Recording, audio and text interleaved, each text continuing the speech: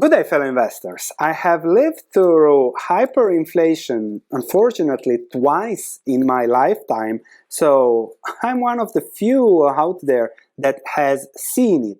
If you are from the developed world, you likely never seen money printing at a scale that leads to hyperinflation, but if the Fed and the government lose control, this is what you might see. The first time I was a billionaire was at 7 years old. And let's immediately discuss the situation. One of the key ingredients of hyperinflation is inflation, and we have already had the first surprises last month when United States went from 3.1 to 3.4 despite the extremely high interest rates. Similarly, Germany, we had from 3.2 to 3.7, United Kingdom is still above 4%. And if you look at US services, those are still at 4% inflation, which is something significant.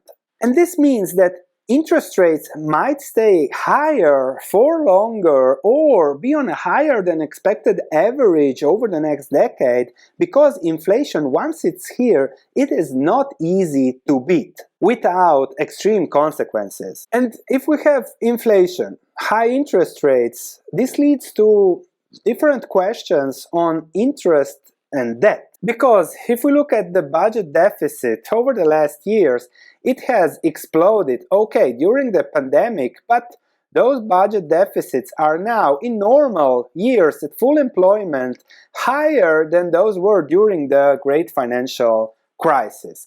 And this has led the US public debt, federal debt, go up 50% over the last 4 years, from 22 to 33 trillion.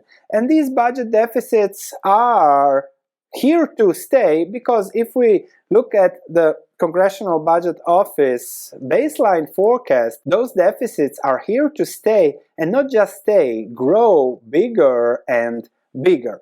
But here we get to some issues. If you look at the maturity of US sovereign debt, most of the debt pile has a relatively short-term maturity. And now net interest is 659 billion for 2023, but if I include that 20 trillion of debt going from 1% average to 5% average, that adds 800 billion to the current interest payment. And if you add 800 billion or you borrow more to pay for that interest, but then if people know that you're borrowing for interest payments, cost of that goes even higher, or you start cutting on defense, Social Security, Medicare, other discretionary spending. And at current interest rates, in 2023, interest expense will be 4.5% of US GDP.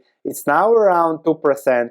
2043, 7% of GDP, and then it becomes extremely detrimental. Keep in mind, this debt is not even included unfunded Social Security and Medicare promises, given the current laws, that are, I think, 80 trillion for the next 75 years. And this is from 2021, so we are already here now at 33 billion. Here are the unfunded obligations over the next 75 years, 80 trillion, which then adds 1 trillion to the yearly deficits. And that means that the situation might get out of control, which means that inflation is here to stay. Because if you have promises and if you have debt, you solve that with inflation. There is no other way.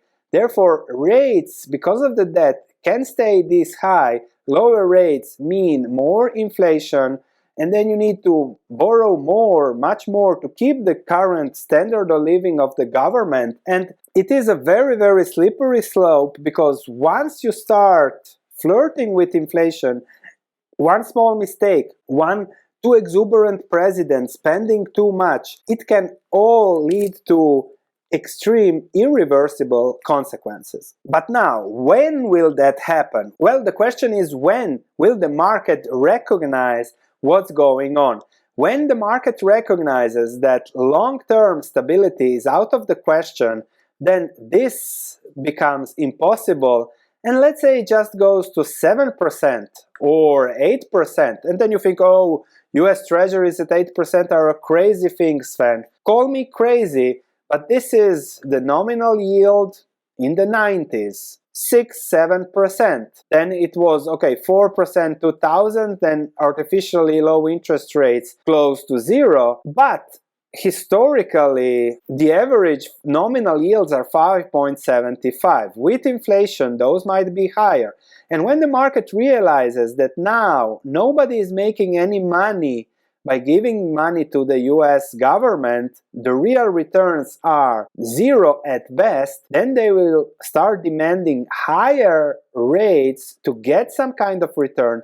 And that market recognition might come when the market understands the interest costs that are burdening the government going forward. And then you might say, Sven, yes, but that was the same case here in the 1970s with on average zero interest rates.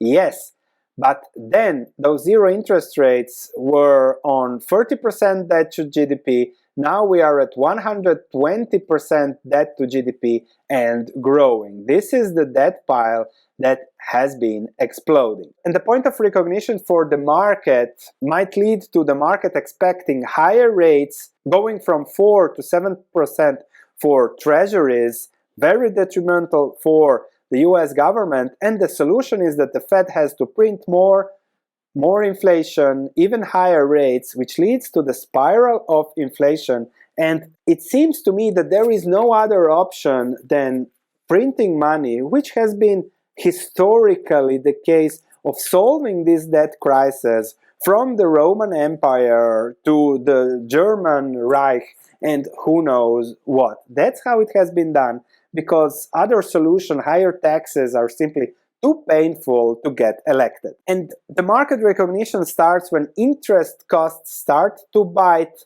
We have already seen the huge jump in costs going forward, and this is not some crazy heresy or conspiracy data. This is data from the budget outlook from the Congressional Budget Office. And these are their projections for net interest as percentage of gross domestic product. The average was 1.8 over the last 30 years. 2023 jumping much higher, and then 3.6%, 4.8%, going to 6.7% of GDP, just interest, with huge deficits of 10%, all else equal, of course. But this is then made on very exuberant projections that the annual average growth of GDP will be 1.8% over the next decade, and then slowing down because of the cost. What if this is not 1.8 but 1.0%? Then these projections will be even worse and very unsustainable. Also, the calculations for the long-term interest rate is that 10-year Treasury notes are 4%, but keep in mind the justifiable returns on that should be 8%, which then doubles all these estimations and makes them worthless. So we are closing to that. How much debt, it doesn't matter. As long as it is 2% of GDP, the interest cost on that debt, nobody cares about the debt. However, now the interest cost is growing, surging, and sooner or later the market will recognize that in the next 5 to 10 years, which will be very detrimental to developed economies.